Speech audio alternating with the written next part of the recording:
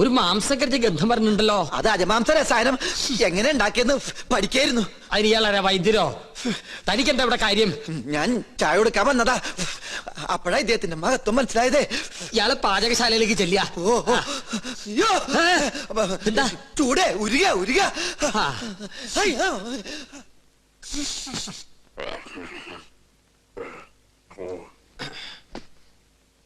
എന്തായി വായിക്കണേ?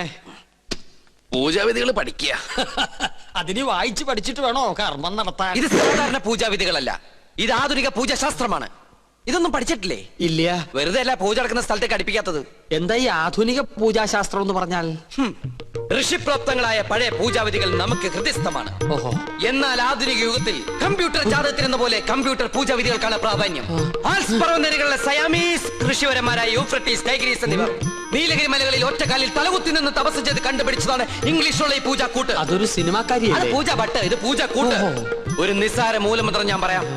A square plus b square is equal to ab plus b square, a square minus b square is equal to ab whole square plus b square. That means ab is a group of companies. Bachchan, വലുത് മനസ്സിലായോ? മനോദർപ്പണ ദർശനം. മറ്റൊരാളുടെ മനസ്സിൽ എന്തുണ്ടോ അത് കണ്ടുപിടിക്കാനുള്ള കഴിവ്.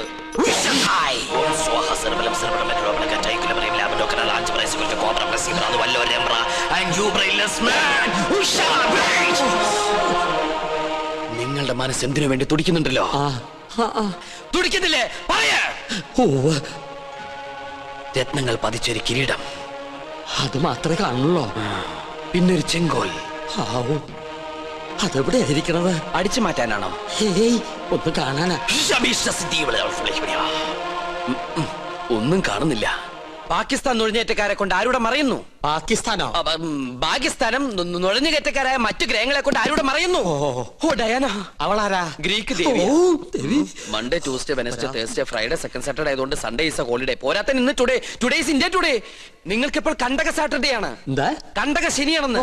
തേഴ്സ്ഡേയിലേക്ക് tablet cross ചെയ്യുന്നില്ല എന്ന് വെച്ചാൽ വ്യാഴത്തിലേക്ക് ഗുളിയം കടക്കാൻ പോകുന്നില്ലെന്ന്. കിരീടം തെളിയും. വ്യാഴനും ശനിക്കുമിടയിൽ വെള്ളി ജാമായിട്ടിരിക്കുകയാണ്. ശുക്രന് മരണമെന്ന് ആഗ്രഹമുണ്ട്, പക്ഷെ ട്രാഫിക് ബ്ലോക്ക് മാറണ്ടേ? കഷ്ടപ്പെടേണ്ടി വരും. കഷ്ടപ്പെടാം. ഓക്കെ. എന്നാൽ ഏതെങ്കിലും യാഗസ്ഥലത്തിന് ചുറ്റും, എന്തിനാ ഇവിടെ തന്നെ ആവാലോ, 101 വലം വെക്കണം. പിന്നെ കിരീടമിരിക്കുന്ന കൊട്ടാരത്തിന് ചുറ്റും 100 വട്ടം ഓടണം. ഓടാനോ? അതെ, ഓടണം. പിന്നെ കുടുംബത്തിൽ പറഞ്ഞവനാണെങ്കിൽ കുടുംബക്ഷേത്രത്തിൽ 101 ശയനപ്രതിഷ്ഠം വെക്കണം. കുറയ്ക്കാൻ പറ്റോ? അത് 1001 ആക്കാം. അയ്യോ, അത് കൂട്ടിയല്ലേ? ആൽസ് പർവ്വതനിരകളിലെ സന്യാസിപരന്മാരുടെ കണക്കുകളിൽ കൂട്ടലോ കുറക്കലോ ഇല്ല. ശയനപ്രതിഷ്ഠം കഴിയുമ്പോ തലയൊന്ന് കറങ്ങും. അപ്പൊ കിരീടം ഇങ്ങനെ തെളിഞ്ഞു വരും. കഷ്ടപ്പെട്ട ഫലം കിട്ടുവോ? കിട്ടിയില്ലെങ്കിൽ വേറെയും ചില കഠിന പ്രയത്നങ്ങളുണ്ട്. പരശുവേട്ടൻ താമസിക്കാണ്ട് വേഗം ചെന്ന് വലംവെപ്പ് തുടങ്ങും.